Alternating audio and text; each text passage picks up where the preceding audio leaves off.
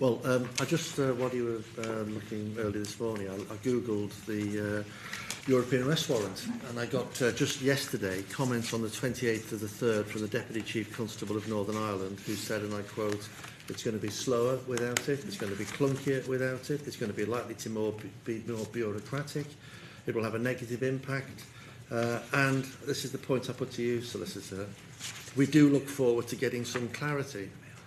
So perhaps in the event of no-deal Brexit, which is only a week on Thursday/Friday, what's the clarity? Well, I think, Mr Hanson, you know my strong view about a no-deal, but you know my strong view in favour of a withdrawal agreement, because a withdrawal agreement gives us that clarity. And it's in all our hands, with the greatest respect to everybody in this committee and elsewhere. Everybody, I think, understands that the withdrawal agreement offers that certainty. I accept, Mr Hanson, that there are issues about the future relationship. However, I would pray in aid the future relationship document, which is very ambitious and positive about the need to replicate a structure that allows early surrender of suspects both to and from the United Kingdom to other EU member states. But it's an aspiration. Well, inevitably it was going to be. I mean, as you know, I think we're all probably, depressingly familiar with the structure here. The political declaration was never going to be a legally binding document because the structure of the negotiation meant that we had to conclude the withdrawal agreement before starting formal legal negotiations for the future relationship. That was always going to be the case. What I think is important in the FR, in the future relationship political declaration, is that we have those important commitments. They are commitments that could have been objected to by the EU but were not.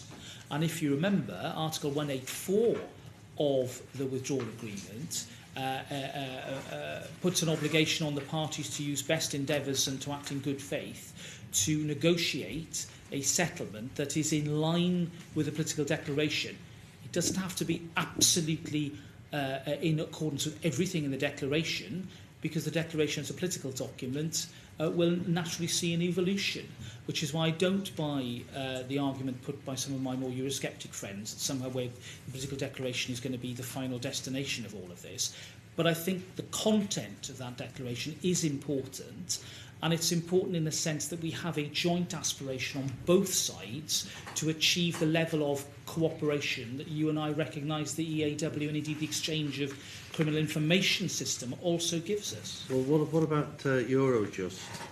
Again, a cursory look at the website of Eurojust says it is a European organisation, and the three top things it said just on its website today: halting drug smugglers, acting on child pornography, stopping foreign terrorist fighters from travelling.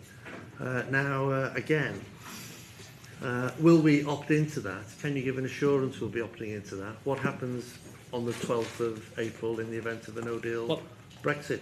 Well, can I answer those questions backwards? First of all, if there is a no deal, we will have a shadow desk at The Hague working separately from, but in close communication with our colleagues in Eurojust. And just to give you an illustration of the amount of work that we do, in 2017, we took part in 82 Eurojust coordination meetings, the second highest behind Germany.